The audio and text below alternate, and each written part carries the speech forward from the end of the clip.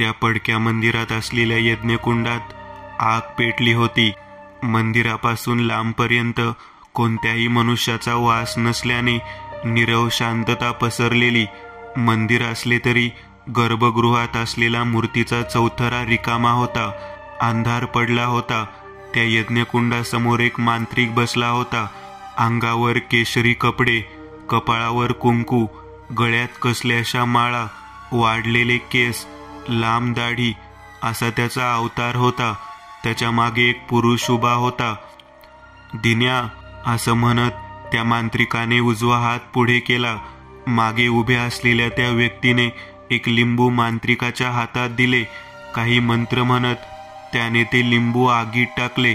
अचानक आगीचा भडका उडाला.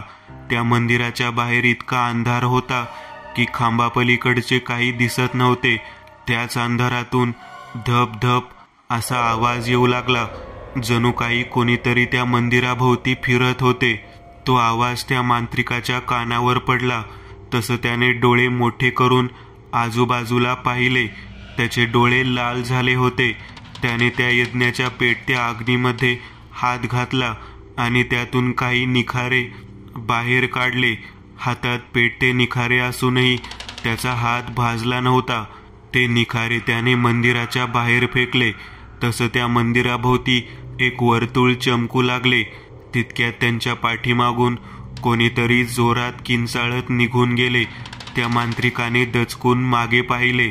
स्वामी, मला भीती वाटतेय. इथे रिंगण असून कसं कोणी येईल? घाबरू नको. काही असले तरी त्याचा सामना करायला हा भैरव समर्थ आहे. अशातच खी खी हसण्याचा आवाज त्या मंदिरात घुमला. तो आवाज एका वृद्ध पुरुषाचा वाटत होता. अचानक त्या यज्ञात असलेली आग विझली आणि सगळीकडे काळोख पसरला. त्या यज्ञकुंडातून कोणीतरी श्वास घेत आहे असा आवाज येऊ लागले. त्या मांत्रिकाने लगेचच त्याच्या जवळ असलेली टॉर्च सुरू केली. त्या यज्ञातील लाकडे आणि विस्तव एखाद्या ज्वालामुखीसारखा खालीवर होत होता. त्यातून खोल श्वास घेण्याचे आवाज येत होते. अचानक त्या सगळ्या राख आणि निखाऱ्यांमधून एक मानवी हात बाहेर आला. त्यावर कसलीही त्वचा नव्हती. तो हाडांचा पंजा होता. त्या मांत्रिकाने झटकन त्यावर फटका मारला. तसा तो हाताचा पंजा पुन्हा आत गेला. त्या मांत्रिकाने यज्ञात पेट्रोल ओतले आणि पुन्हा काडी टाकून आग पेटवून दिली. ते मंदिर पुन्हा प्रकाशाने उजळले. त्याच वेळी त्याचे लक्ष गर्भगृहाकडे गेले. तिथे मूर्तीच्या चौथऱ्यावर एक काळी आकृती बसलेली. यज्ञाचा प्रकाश तिथपर्यंत पुरेसा पोहोचत नव्हता. त्यामुळे त्याने हातामधली टॉर्च त्या दिशेने फिरवली. पण त्या टॉर्चच्या उजेडातही ती आकृती काळीच दिसत होती. अचानक त्या आकृतीने डोळे उघडले. ते लाल डोळे चमकत होते. सडलेल्या माणसासारखा दर्प त्या मंदिरात पसरला होता. त्या मांत्रिकाने पुन्हा यज्ञात हात घालून निखारे बाहेर काढले. काही मंत्र म्हणून त्याने ते निखारे त्या आकृतीच्या दिशेने फेकले. अचानक ती काळी आकृती उठून उभी राहिली आणि गर्भगृहाच्या दरवाजाच्या दिशेने झेपावली. पण दरवाजा बाहेर येताच ती आकृती दिसेनाशी झाली. त्याच वेळी मांत्रिकाचे लक्ष जमिनीवर गेले. तिथे रक्तवर्णीय पावले जमिनीवर उमटत होती. ती पावले त्याच्याच दिशेने येत होती. मांत्रिक उठून उभा राहिला. त्याच्या अगदी समोरच ती लाल पावले उमटलेली, पण ती आता कुठेही जात नव्हती. सर्व स्तब्ध झाले होते. तो मांत्रिक एका जागेवर खिळल्यासारखा उभा राहिला. मांत्रिकाला त्याच्या समोर उभा असलेल्या त्याचे अस्तित्व जाणवत होते. अचानक यज्ञातून काळा धूर बाहेर पडू लागला. त्या धुरात माणसांच्या चेहऱ्याचे चित्रविचित्र आकार दिसू लागले. आजूबाजूने ओरडण्याचा, किंचाळण्याचे आवाज येऊ लागले. अशातच मांत्रिकाच्या उजव्या बाजूला उभा असलेल्या दिन्या मोठ्याने ओरडला. त्याचे पाय कोणीतरी ओढले होते आणि त्याला त्या मंदिराच्या ओट्यावरून फरफटत अंधारात घेऊन गेले. दिन्या, तो मांत्रिक मोठ्याने ओरडला. त्याने मूठ आवळली आणि समोर थुंकला. झटकन खाली वाकून त्याने वेताची काठी हातात घेतली आणि काही मंत्र म्हणत आजूबाजूला फिरवली. पण काहीच घडले नाही. त्या धुरातून निघणाऱ्या भयानक चेहऱ्यांनी चारही बाजूंनी मांत्रिकाला घेरले. त्या चेहऱ्याचे आकार बदलत होते, ते अधिकच भयानक होत चालले होते. त्या मांत्रिकाने त्या सगळ्यातून बाहेर येत मंदिराच्या कट्ट्यावरून खाली उडी मारली. त्याला दिन्याला शोधायचे होते. अंधारात तो पुढे सरकत होता. त्याच्या हातात टॉर्च होता. त्याने आजूबाजूला पाहिले, पण लांबपर्यंत दिन्याची काहीच खून दिसत नव्हती. जागोजागी गवत उगवले होते. काही क्षण गेले असतील, तोच त्याच्या मागून कोणीतरी किंचाळत धावत गेलं. त्या शांततेत तो आवाज अधिकच भयानक वाटला. अशातच त्या मांत्रिकाला जमिनीवर काहीतरी फरफटत नेल्याच्या खुणा दिसल्या. तो त्या दिशेने निघाला. वाढलेलं गवत आणि झाडे यामधून तो एका विहिरीजवळ पोहोचला. त्या विहिरीवर अनेक मोठी झाडे उगवलेली, पण वातावरण इतके स्तब्ध झालेले की झाडाची पाने देखील हालत नव्हती. आणि अशातच त्या विहिरीवर काही काळ्या आकृत्या लटकू लागल्या. त्या मांत्रिकाने गळ्यातली माळ काढून हातात घेतली आणि तो त्या विहिरीजवळ गेला. तिथे दिसणाऱ्या आकृत्यांकडे दुर्लक्ष करून त्याने विहिरीमध्ये डोकावून पाहिले. आतले दृश्य पाहून त्याला धक्काच बसला. त्या विहिरीमध्ये जे पाणी होते ते अगदी गाळासारखे झालेले आणि त्या पाण्यावर दिन्याचं मुंडकं नसलेला मृतदेह तरंगत होता. दिन्या! दुःखामुळे मांत्रिकाच्या तोंडून आवाज निघत नव्हता. मांत्रिकाने आजूबाजूला पाहिले. तिथे एक मोठा दगड होता. तो त्या दगडावर जाऊन बसला. त्याने झोळीमधून 3 लिंब काढली. ती समोर मांडून त्याने एक सुरा बाहेर काढला. त्या सुऱ्याने डाव्या हाताची करंगळी कापली आणि आतून पडणारे रक्त प्रत्येक लिंबावर मंत्र उच्चारत सोडले. त्या लिंबामधून एक पांढरा धूर बाहेर पडला आणि त्या विहिरीभोवती पसरला. त्या धुरामुळे विहिरीवर लटकणाऱ्या त्या काळ्या आकृत्या गायब झाल्या. तो उठून उभा राहिला. त्याला त्या विहिरीमधून दिन्याचे प्रेत बाहेर काढायचे होते. विहिरीमध्ये खाली उतरायला पायऱ्या होत्या. वाढलेल्या गवतामधून तो कसाबसा त्या पायऱ्यापर्यंत पोहोचला. त्याने 2 पायऱ्या उतरल्या असतील, तोच तो जागेवर थबकला. दिन्याचे ते धड हालत होते. मांत्रिकाने पुढच्या पायरीवर पाय टाकला. तोच त्याला पायाखाली काहीतरी वळवळत आहे अशी जाणीव झाली. त्याने टॉर्च पायाजवळ फिरवला तर त्याला धक्काच बसला. तिथे एका पुरुषाचा कोपऱ्यापासून तुटलेला हात होता आणि तो हात आपोआप हालत होता. दचकून मांत्रिकाने दिन्याच्या मृतदेहाकडे पाहिले तर त्या मृतदेहाचा उजवा हात कोपरापासून गायब होता. हे लक्षात आल्यावर मांत्रिकाने पटकन त्याचा पाय मागे घेतला. तिथे वळवळणारा तो हात दिन्याचा होता. त्याने तो हात उचलून हातात घेतला. त्याचे डोळे काही क्षण पाणावले, पण लगेच त्याने स्वतःला सावरले. त्याने तो हात वरच्या पायरीवर ठेवून दिला आणि तो काही पायऱ्या खाली उतरला. आता पाणी पायऱ्यांना टेकले होते. तो पुढे काही करणार, तोच त्या पाण्यांमधून दिन्याचे कापलेले मस्तक बाहेर आले. त्याची मान अशी रक्ताळलेली, जणू काही धडापासून ती ओढून काढलेली. त्याचे डोळे उघडेच होते. केस पूर्ण पाणी आणि चिखलाने बरबटलेले. चेहऱ्यावर जागोजागी जखमा होत्या, त्यातून रक्त वाहत होते. त्याचे ओठ काळ्या धाग्याने शिवले होते. त्यातून वाहणारे रक्त हनवटीवरून मानेवर येत तिथल्या रक्तात मिसळत होते. ते दृश्य पाहून तो मांत्रिक जागेवरच थबकला. त्याने झोळीमधून कसलासा अंगारा काढला आणि त्या कापलेल्या मस्तकाच्या दिशेने फुंकला. त्या मस्तकाचे ते उघडे डोळे आपोआप बंद झाले. त्याने ते मस्तक हातात घेतले आणि मागच्या पायरीवर ठेवून दिले. तो उभा होता. तिथून काही अंतरावरच दिन्याचे धड पाण्यावर तरंगत होते. मांत्रिकाच्या समोर त्याचे पाय होते. ते पाय पकडून तो त्याला ओढायचा प्रयत्न करत होता, पण इतक्यात ते धड एखाद्या बुजगावण्यासारखे ताठ होऊन त्या पाण्यावर उभे राहिले.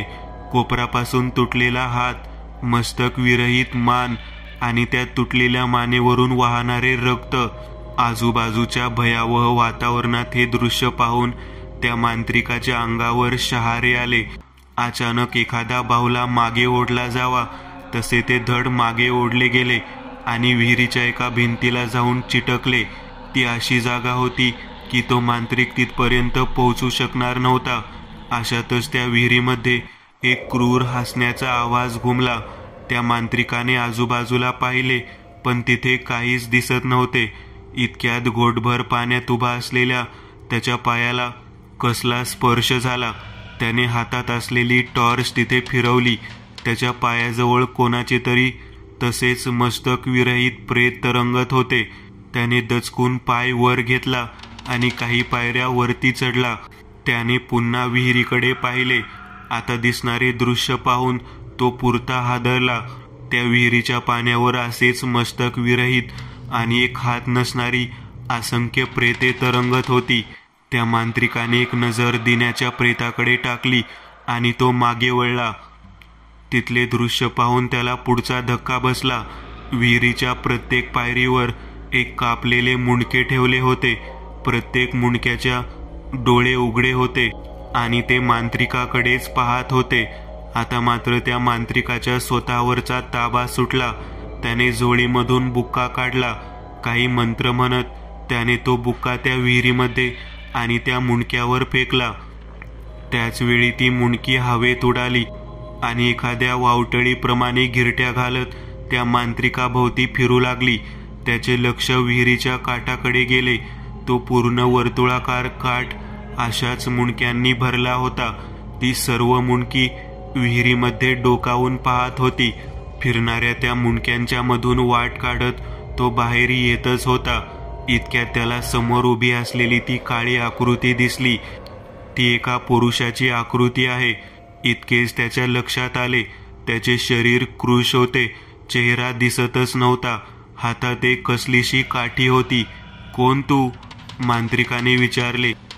तो पुरुष फक्त हसला. हळूहळू हवेत फिरणारी ती सर्व मुंडकी त्या आकृतीच्या डोक्याभोवती जमा झाली. तो मांत्रिक पाय हलवायचा प्रयत्न करत होता पण त्याचा पाय हलत नव्हता. तो शेवटच्या पायरीवर उभा होता. त्याने त्याच्या झोळीमधून काळे बिबे काढले. ते हातात पकडून त्याने काही मंत्र उच्चारले. ते काळे बिबे लाल झाले. तेच बिबे त्याने त्या आकृतीच्या दिशेने फेकले. त्या आकृतीवर आदळून ते बिबे गायब झाले. अचानक त्या आकृतीच्या मागे कोपरापासून तुटलेले काही हात दिसू लागले. असंख्य मस्तके आणि तुटलेले हात असे भयावह रूप समोर असल्याने तो मांत्रिक काहीसा गडबडला. अशातच अचानक त्याचा पाय कोणीतरी ओढला. त्याचा तोल गेला आणि तो खाली कोसळला. त्याचे डोके विहिरीच्या पायरीवर आदळले आणि डोळ्यांसमोर अंधार दाटला. एकदंत, तुम्हाला भेटायला कोणीतरी आले आहे, केशवने हॉलमधूनच आवाज दिला. काही वेळाने एकदंत बाहेर आले. तिथे केशव उभा होता आणि सोफ्यावरती एक स्त्री बसलेली. एकदंत तिच्या समोर बसले. कोण तुम्ही आणि काय काम आहे माझ्याकडे? एकदंत यांनी विचारले. मी रश्मी, भैरव स्वामीची बायको. एकदंत काहीतरी आठवत होते आणि मध्येच बोलले. भैरव स्वामी म्हणजे तो आडगावचा? हो, आडगावातच राहतो आम्ही. पण तुम्ही इथे कशा? मला स्वामींनी सांगितले होते इथे यायला, पण तो माझ्याकडे का पाठवेल तुम्हाला? म्हणजे जरी आमचे तंत्रक्रियेचे काही मार्ग सारखे असले तरी आमचा काही संपर्कच नाही आता. तेही असंच बोलतात. म्हणजे त्यांच्या बोलण्यात नेहमी एक वाक्य असते, या तंत्रात माझ्यापेक्षा वरचढ कोणी असेल तर तो फक्त एकदंत आहे. तो काही बोलू देत. मला त्याच्या शक्तीची चांगलीच जाणीव आहे. तो कोणत्याही वाईट शक्तीला रोखू शकतो. पण यावेळी कदाचित तसं घडलं नसावं. म्हणजे नक्की काय म्हणायचं आहे तुम्हाला? काही दिवसापूर्वी एक माणूस आला होता स्वामींकडे. त्याच्या शिंगवरी गावापासून काही अंतरावर जंगलात एक जुनं पडीक गाव आहे. त्या गावात काहीतरी भयानक गोष्टी घडत असतात. त्या बंद व्हाव्यात म्हणून त्याने स्वामींकडे मदत मागितली. त्यामुळे 4 दिवसांपूर्वी स्वामी आणि त्यांचा साथीदार दिनेश तिकडे गेले होते. ते अजून परत आले नाहीत. स्वामीकडे जो कोणी माणूस आला होता त्याच्यासोबत बोलला का तुम्ही? नाही, मला त्या माणसाबद्दल काहीच माहिती नाही. स्वामींचा फोन देखील बंद लागतोय. मला मनात एक शंका वाटते. यावेळी कदाचित त्या गावात असलेल्या शक्तीचा सामना स्वामी करू शकले नसतील तर तुम्हाला वाटते मी तिथे जाऊन पाहावं म्हणून तुम्ही माझ्याकडे आला आहात, बरोबर? हो एकदंत, मी स्वामींकडून तुमचं नाव इतक्या वेळा ऐकलं आहे की स्वामींना कधी कोणाची मदत लागली तर ती व्यक्ती तुम्हीच असाल हे मला माहिती होतं. बरं तुम्ही बसा थोडा वेळ, केशव आहेच इथे, काही लागलं तर त्याला सांगा. असे बोलून एकदंत त्यांच्या खोलीमध्ये आले. त्यांनी इतक्या लोकांची मदत केलेली त्यामुळे सर्वच क्षेत्रात त्यांच्या अगदी वरपर्यंत ओळखी होत्या. त्यामुळे त्यांनी कमिशनर पाटोळेंना फोन लावला आणि स्वामीच्या मोबाईलचे लास्ट लोकेशन मागवून घेतले. अगदी काही वेळातच पाटोळेंनी ते एकदंत यांच्या मोबाईलवर पाठवले. एकदंत बाहेर आले. रश्मी, तुमचा अंदाज काहीसा खरा वाटतोय मला. स्वामीचे लास्ट लोकेशन शिंगोरे गावापासून 10 किमी दूर एका जंगलात दाखवत आहे. एकदंत, तुम्ही प्लीज तिथे जाऊन पाहाल का? हो, मी त्या गावात जाईल, पण त्याआधी तुम्हाला त्या गावाबद्दल काही माहिती असेल तर मला सांगा. जेवढं मी त्या माणसाचं आणि स्वामींचं बोलणं ऐकलं त्यावरून तरी मला त्या गावात काहीतरी भयानक शक्ती आहे असं समजलं. अनेक लोकांनी प्रयत्न करून पाहिले पण त्या गावात नक्की काय आहे आणि त्याचा सामना कसा करावा हे कोणालाच समजले नव्हते. त्या गावात गेलेला माणूस कधीही परत आला नव्हता, पण तो जो कोणी माणूस होता त्याचा काय फायदा होता या सगळ्यात? असेही ते गाव ओस पडलेले, मग त्या गावातील भुताटकी घालवून त्याला काय फायदा होता? मलाही त्याची कल्पना नाही. बरं, तुमचा नंबर केशवकडे देऊन ठेवा. मी आणि केशव उद्या सकाळीच तिकडे जायला निघतो. रश्मी गेल्यानंतर काही वेळाने एकदंत आणि केशव बोलत होते. एकदंत, हा भैरव स्वामी कोण आहे? केशवने विचारले. माझे बाबा आणि त्याचे वडील हे दोघेही गुरुबंधू होते. त्यामुळे बाबांनी मला ज्या प्रकारची विद्या दिली तशीच विद्या त्याच्या वडिलांनी त्याला दिली होती. म्हणजे त्यालाही बरेच ज्ञान असणारच ना? हो, मी त्याला काही वेळा भेटलो आहे. तो अत्यंत हुशार मांत्रिक आहे. पण एकदंत, तुम्ही कधी स्वतःला मांत्रिक म्हणवत नाही. हे शब्दाचे खेळ झाले फक्त. मी जरी बाबांकडून विद्या घेतली असेल पण त्यानंतर माझ्या विद्येचे स्वरूप मी बदलले आहे. मग आता आपण काय करायचे? आपल्याकडे स्वामीच्या फोनचे लास्ट लोकेशन आहे. आपण जाऊया तिकडे, मग बघू काय होतंय. पण जर का तिथे काही वाईट शक्ती असेल आणि स्वामी तिचा सामना करू शकला नसेल तर नक्कीच ती शक्ती आपल्यालाही जड जाणार. त्यामुळे आपले नेहमीचं साहित्य घेच, पण कुऱ्हाड, कट्यार सारख्या त्या दुसऱ्या कपाटात ठेवलेल्या गोष्टीही घे. एकदंत त्यांच्या खोलीमध्ये गेले आणि ध्यान लावून बसले. ते रात्रीपर्यंत त्याच स्थितीत होते. दुसऱ्या दिवशी सकाळी 10च्या सुमारास ते निघाले. मॅपच्या लोकेशननुसार ते संध्याकाळी 5च्या सुमारास त्या शिंगोरे गावाजवळ पोहोचले. ते खूप लहान खेडेगाव होते. एका टपरीवाल्याजवळ जाऊन एकदंत यांनी त्याला ते लोकेशन दाखवले. कोण तुम्ही? आणि त्या गावात काय मरायला चालला आहात का? तो टपरीवाला जवळपास ओरडलाच. माझं काम आहे. त्या गावात माझा मित्र आला होता. याच गावातून कोणीतरी त्याला बोलावले होते. मला त्याला शोधायला जायचे आहे. बरं, तुम्ही एक काम करा. गावाच्या बाहेरून तुम्हाला उजवीकडे जाणारी एक वाट मिळेल. तिथून गाडी घेऊन जा. जिथपर्यंत गाडी जाते तिथपर्यंत न्या. पुढे थोडंसं चालून जावं लागेल, मग तुम्ही पोहोचाल. एकदंत आणि केशव पुन्हा गाडीमध्ये येऊन बसले. तो टपरीवाला अजूनही विचित्र नजरेने त्यांच्याकडे पाहतच होता. गाडी फिरवून ते त्या गावाच्या रस्त्याला लागले. संध्याकाळी 6च्या सुमारास ते तिथे पोहोचले. गावाची पडकी वेस अजूनही होती. त्यावर आता झाडावेलींनी ताबा मिळवला होता. एका पडक्या खिंडरातून ते आत आले. समोर सगळीकडे पडक्या घरांचे अवशेष होते. आजूबाजूला सुकलेले गवत पसरले होते. एकदंत, हे गाव तर एकदम त्या राजस्थानमधल्या कुलधारासारखं झालं आहे, केशव म्हणाला. पण फरक इतकाच आहे, तो इतिहास होता आणि हे वर्तमान आहे. एकदंत तसेच चालत पुढे आले. तिथे एका पडक्या मंदिराचे अवशेष होते. ते आत आले तेव्हा त्यांना तिथे बरेच सामान पडलेले दिसले. यज्ञकुंडात राखही तशीच होती. एकदंत, म्हणजे तो स्वामी इथे आला होता आणि त्याने इथे पूजाही घातलेली दिसते. केशव म्हणाला, बरोबर आहे केशव, पण पुढे काय झालं हे कसं कळणार? आपण पिशाचे वेद वापरू शकतो, पण मला इथे काहीतरी धोका जाणवतोय. त्यात फाटलेला पिशाचे वेद वापरणं म्हणजे आहे ते गमावून बसायची शक्यता जास्त आहे. पण मग आता काय करायचं एकदंत? इथे नक्की काय आहे ते जाणून घ्यायचा प्रयत्न करूयात. असे म्हणून एकदंत यांनी त्या सामानामधून नारळ काढला. तो नारळ जमिनीवर ठेवला आणि त्यावर मंत्र म्हणत ऊद टाकला. काही वेळाने तो नारळ आपोआप तडकला आणि त्यातून लाल द्रव बाहेर पडला. हे काय एकदंत? केशवने विचारले. केशव, इथे खरंच काही वाईट शक्ती आहे का हे पाहत होतो. कोणतीही वाईट शक्ती एखाद्या जागी येऊन गेली असेल तर मागे ती तिचा अंश सोडतेच. या नारळाने आजूबाजूला असलेली शक्ती शोषली आणि तो तडकला. पण मला एका गोष्टीचे आश्चर्य वाटते आहे. या नारळामधून लाल द्रव कसा बाहेर पडला? यातून काळा द्रव बाहेर पडणे मला अपेक्षित होते. हे नक्की कशामुळे झालं असेल एकदंत? इथे काहीतरी विचित्र आहे केशव. असे म्हणून एकदंत यांनी बॅगमधून एक रुद्राक्ष काढला. त्यावर थोडा गुलाल टाकून तो केशव जवळ दिला आणि म्हणाले, इथे काहीही झालं तरी हा रुद्राक्ष हातात पकडून ठेव. मी आता इथे जी काही वाईट शक्ती असेल तिला आवाहन करणार आहे.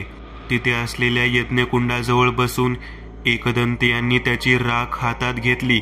काही वेळ विचार केल्यावर त्यांनी त्या राखेपासून चारही दिशांना चौकोन बनवले. त्याच्या बरोबर मध्ये उभं राहून त्यांनी राख हातात घेऊन मंत्र उच्चारले आणि ती राख सगळीकडे फुंकली. अचानक त्या मंदिराच्या आजूबाजूला अंधार दाटून यायला सुरुवात झाली. मंदिराच्या आजूबाजूची झाडे थरथरत होती. सुकलेले गवत आडवे उभे हालत होते. एकदंत यांना मंदिराच्या गर्भगृहातून कसलासा आवाज आला. बाहेर उजेड असला तरी एव्हाना मंदिर अंधारात बुडाले होते. एकदंत यांनी एक मोठा टॉर्च सुरू केला आणि गर्भगृहाकडे फिरवला. अचानक काहीतरी उजेडातून अंधाराकडे जाताना त्यांना दिसले. ते त्या गर्भगृहाच्या दरवाजाजवळ गेले. अंधारात गर्भगृहाच्या चारही कोपऱ्यात असलेल्या भयावह आकृत्या त्यांच्याकडेच पाहत होत्या. अंधारात त्यांचे लाल डोळे चमकत होते. एकदंत यांनी ते चमकणारे डोळे पाहिले आणि झटकन त्या दिशेला टॉर्च फिरवला, पण त्या कोपऱ्यात काहीही नव्हतं. एकदंत यांनी खिशामधून काही सातूचे दाणे काढले. ते मुठीमध्ये पकडून मंत्र म्हटले आणि ते सातू त्या गर्भगृहाच्या प्रत्येक कोपऱ्यात फेकले. अचानक तिथल्या चौथऱ्याच्या वर असलेल्या दगडी भिंतीमधून एक दगडाचाच मानवी चेहरा बाहेर आला. एकदंत दचकून मागे सरकले. तो चेहरा एका पुरुषाचा होता आणि भयावह वाटत होता. एकदंत यांनी काही करायच्या आतच ती भिंत पूर्ववत झाली. एकदंत पुन्हा बाहेर आले आणि म्हणाले, केशव, आपण या मंदिराच्या आजूबाजूला काय आहे ते पाहूया. ते दोघेही मंदिराबाहेर आले. एकदंत यांनी करेच्या अभिमंत्रित पाण्याची बाटली हातात पकडली. दुसऱ्या हातात टॉर्च होता. केशव देखील हातात टॉर्च घेऊन उभा होता. वातावरण गोठले होते. अचानक शांततेला चिरत काहीतरी सरपटण्याचा आवाज आला. केशव, मंदिराच्या बाजूने काही येणार नाही. तू डाव्या बाजूला लक्ष दे. मी उजवीकडे पाहतो. एकदंत म्हणाले. मंदिराच्या शेजारी असलेले झाड थरथरले. त्याचा आवाज एकदंत यांच्या कानावर पडला. तो सरपटण्याचा आवाज तिकडूनच येत होता. एकदंत त्या दिशेने निघाले. पाठीमागे केशव होता. ते झाड मंदिराच्या अगदी जवळ होते. एकदंत यांनी मोठा टॉर्च सुरू करून ते झाड नीट पाहिले. इतर सगळीकडे झाडे स्तब्ध असताना ते एकच झाड सळसळत होते. ते दोघेही थोडे पुढे गेले. खोडाजवळ पोहोचणार तोच ते दचकून मागे सरकले. त्या झाडाच्या फांद्यावर अनेक बायकांची कापलेली मुंडकी केसाच्या साह्याने लटकत होती. एकदंत यांनी त्या मुंडक्यावर टॉर्च फिरवला. त्या सर्वांचे डोळे बंद होते. चेहऱ्यावर अनेक जखमा होत्या आणि त्या सर्व मुंडक्यांचे ओठ कसल्याशा काळ्या दोऱ्याने शिवले होते. एकदंत, हे सगळं? केशवच्या तोंडून आवाज निघत नव्हता.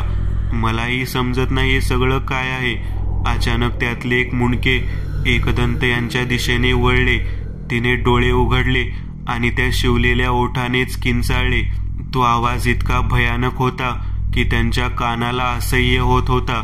एकदंत यांनी हातातील कऱ्हेचे अभिमंत्रित पाणी त्या मुंडक्यावर शिंपडले. तसे ते मुंडके तिथून नाहीसे झाले. एकदंत यांनी कऱ्हेचे पाणी ओंजळीत घेतले आणि मंत्र पुटपुटले. त्यानंतर त्यांनी ते पाणी झाडावर शिंपडले. तिथली सर्व मुंडकी नाहीशी झाली. पण त्याच वेळी त्यांच्या पायाखालची जमीन थरथरली.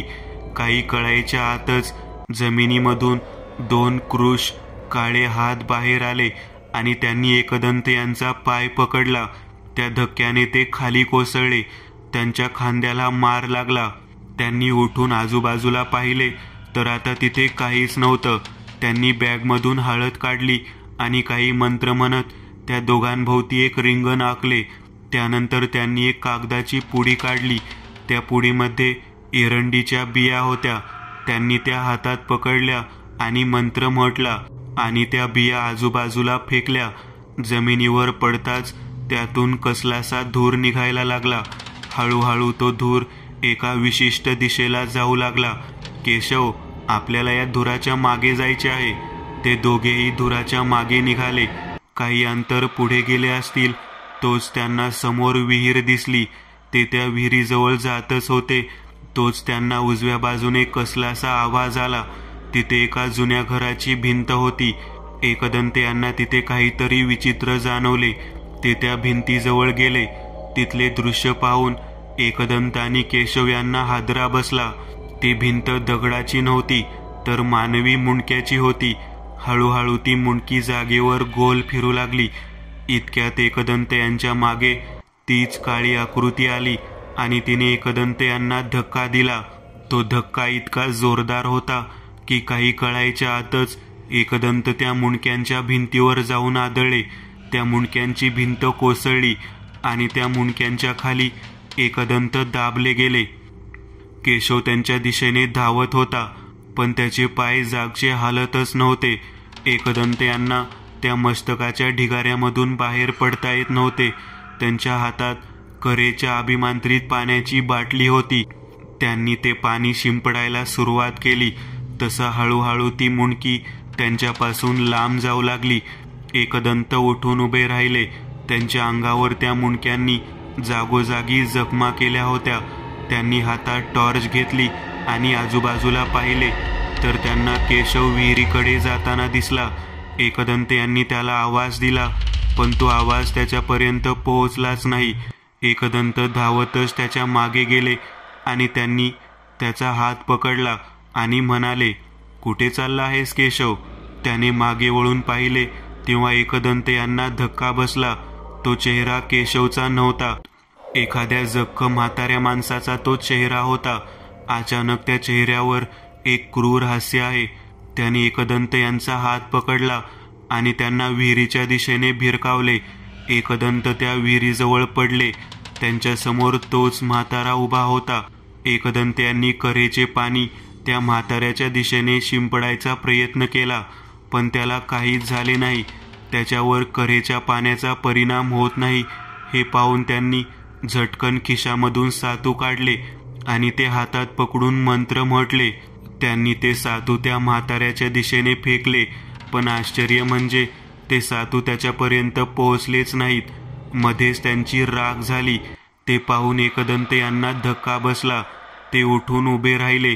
त्यांनी पुन्हा हातात सातू घेऊन तेच मंत्र उच्चारले आणि सातू त्या म्हाताऱ्याच्या दिशेने फेकले पण त्याच वेळी ते सातू जळून खाली पडले आणि एकदंत यांनी उच्चारलेले मंत्रच त्यांना पुन्हा ऐकू आले.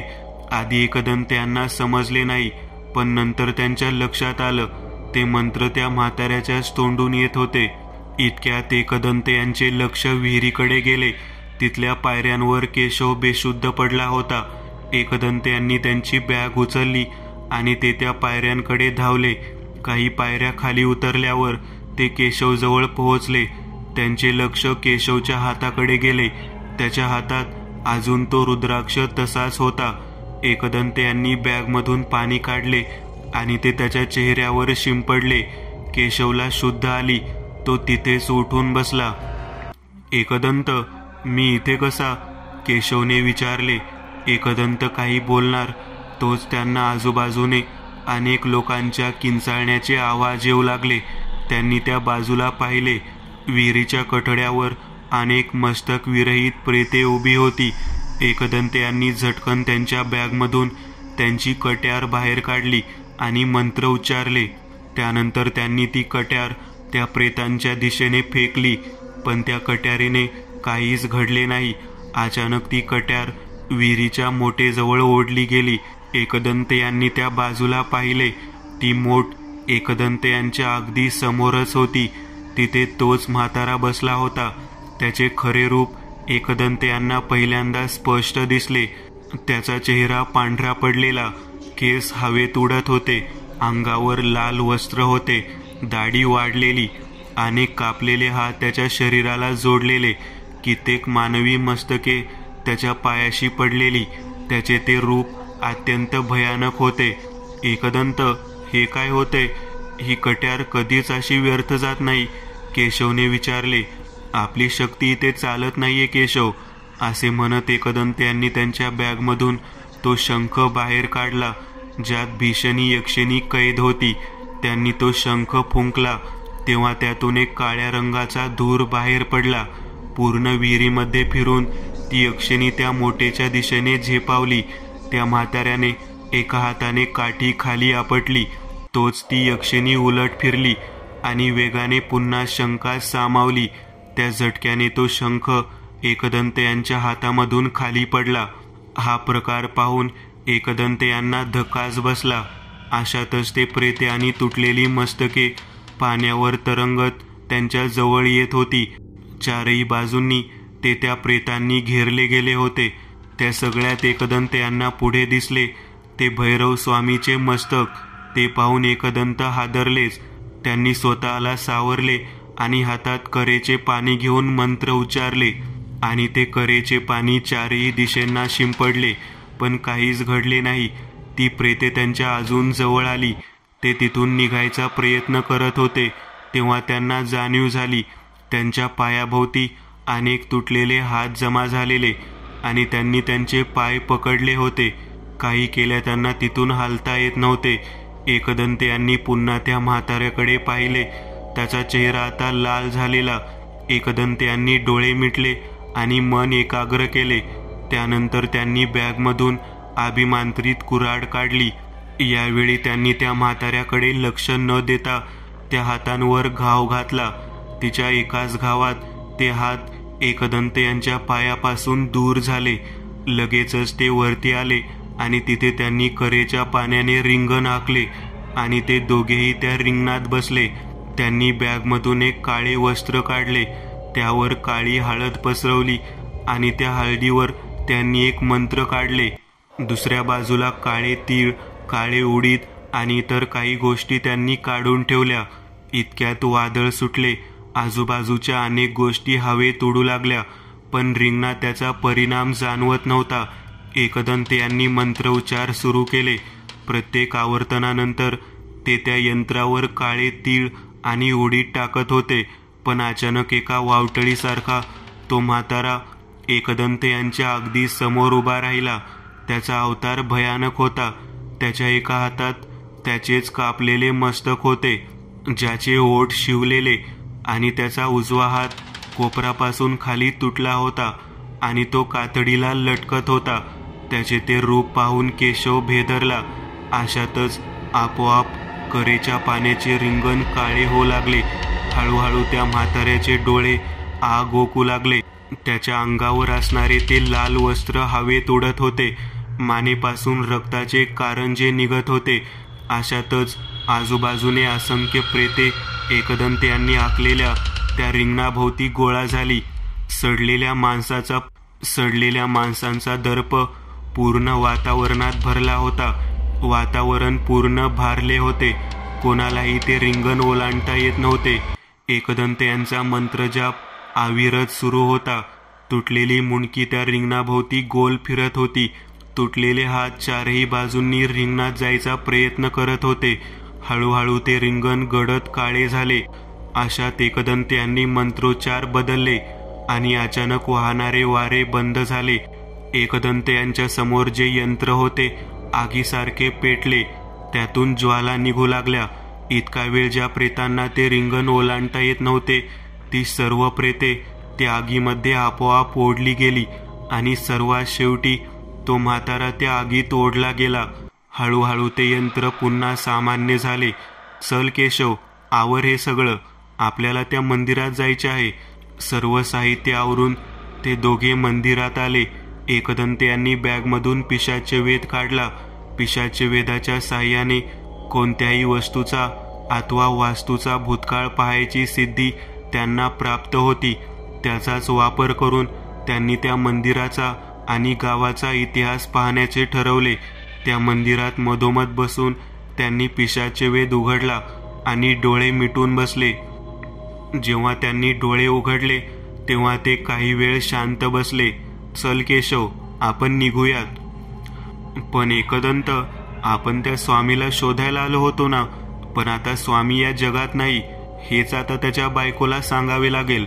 काय, कसं झालं हे? सांगतो केशव, आधी आपण घरी जाऊयात. ते दोघेही कारजवळ आले. तिथून ते शिंगवरे गावाकडे आला.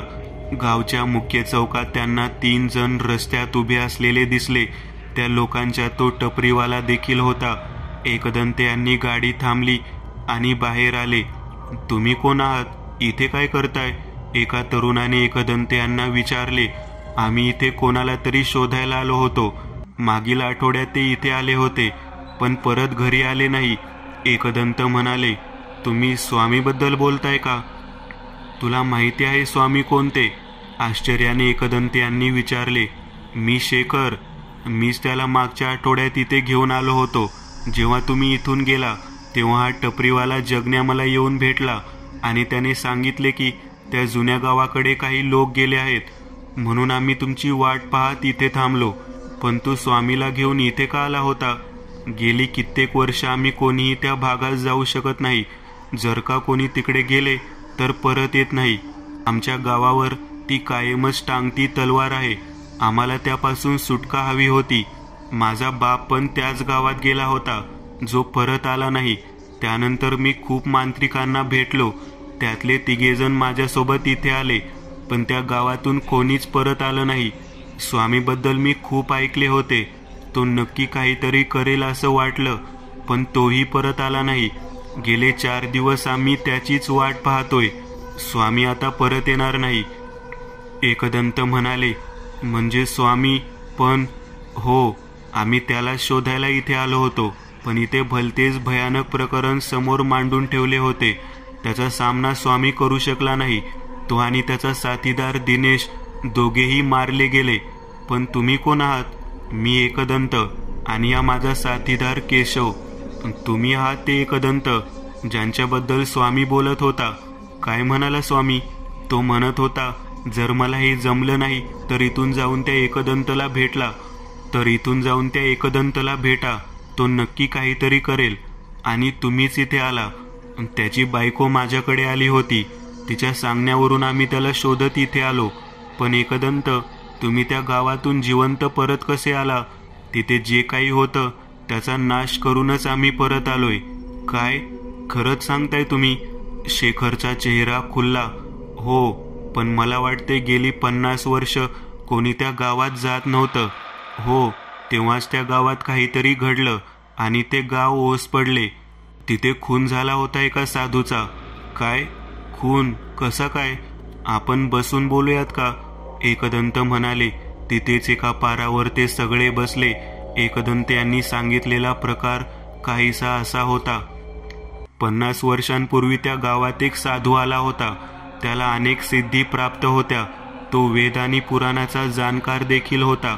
त्या गावाचा प्रमुख होता संताजी. तो काळ्या विद्येचा भोक्ता होता. गावातल्या लोकांना संताजी हा देव माणूस वाटायचा, पण त्या चेहऱ्यामागे त्याचा अजून एक चेहरा होता, जो काळ्या विद्येचा साधक होता. अनेकदा त्याने लोकांचे बळी दिले होते, पण कोणाच्याही लक्षात ही गोष्ट आली नाही. त्या विद्येच्या साह्याने त्याने एका मुलीच्या आत्म्याला स्वतःच्या स्वार्थासाठी कैद केलेले. तो साधू जेव्हा त्या गावात आला तेव्हाच त्याच्या ही गोष्ट लक्षात आली.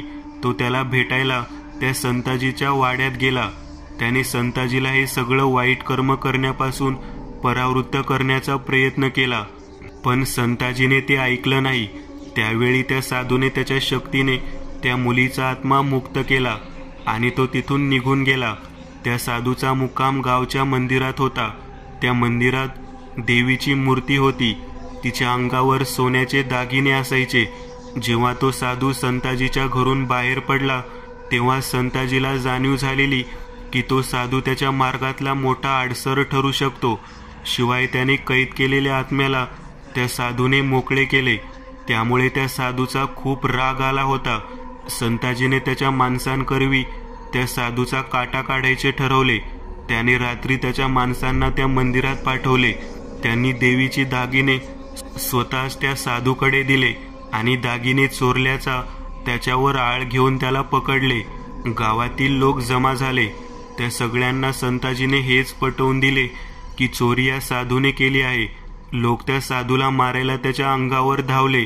त्याचाच फायदा घेत संताजीच्या एका माणसाने भर मंदिरात त्याचा हात कापला. जीवाच्या आकांताने तो साधू तिथून धावत विहिरीजवळ आला. तेव्हा त्या मारेकऱ्यांनी त्याला तिथे पकडले आणि त्याचे मुंडके कापले. त्याचे मुंडके कापले गेले तरी ओठ काहीतरी पुटपुटत होते. ते पाहून त्या संताजीने त्याचे ओठ एका काळ्या दोऱ्याने शिवले. त्यानंतर त्याचे शरीर आणि मुंडके त्या विहिरीत टाकून दिले. तो एक वेदशास्त्र पंडित होता. अशा व्यक्तीची जेव्हा हत्या होते तेव्हा तो ब्रह्मराक्षस बनतो. त्या साधूचा आत्माही ब्रह्मराक्षस बनला. त्या गावातील लोकांमुळे त्याला असे मरण आले होते. त्यामुळे त्यानंतर त्या गावात रोज लोकांची प्रेते त्या विहिरीत सापडू लागली. त्यांचे मुंडके आणि हात कापलेले असायचे. ज्या प्रकारे त्या साधूचा मृत्यू झालेला त्याच प्रकारे तो ब्रह्मराक्षस लोकांचा जीव घेऊ लागला. हळूहळू ते गाव पूर्ण ओस पडले. ज्या माणसांचा जीव त्या ब्रह्मराक्षसाने घेतला ते सगळे ब्रह्मराक्षसाचे अंकित म्हणजेच राक्षसांकित झाले. त्या पूर्ण गावाने त्या साधूचा जीव घेतला होता. त्यामुळे त्या गावात राहणाऱ्या प्रत्येकावर त्या ब्रह्मराक्षसाचा राग होता. म्हणून जो कोणी त्या गावात दिसेल त्याचा तो त्याच पद्धतीने जीव घेत होता. त्याला रोखण्यासाठी गावकऱ्यांनी बरेच उपाय योजले, पण ब्रह्मराक्षसाचा नाश करणे जवळपास अशक्यच असते. त्यामुळे कोणीही त्याला संपवू शकले नाही. त्यामुळे शेवटी ते गाव मनुष्यहीन बनले. इतके बोलून एकदंत थांबले. एकदंत, मला एक कळत नाही, तुम्ही किती प्रयत्न केले पण त्या ब्रह्मराक्षसाला काहीच कसे झाले नाही? ब्रह्मराक्षस हा खूप शक्तिशाली असतो. त्यात काही देवाचा अंश देखील असतो. जसं मी मगाशी म्हणालो, त्याचा नाश जवळपास अशक्य आहे. कोणीही त्याला रोखू शकत नाही. मला आधी कल्पनाच नव्हती की तिथे ब्रह्मराक्षस असेल. त्यामुळेच ना ती कट्यार चालली ना ती भीषणी यक्षिणी त्याचं काही नुकसान करू शकली. नंतर जेव्हा मी त्याचे पूर्ण रूप पाहिले तेव्हा मला जाणीव झाली की तो ब्रह्मराक्षस आहे आणि त्यामुळेच माझे कोणतीही सिद्धी त्याच्यावर चालणार नाही.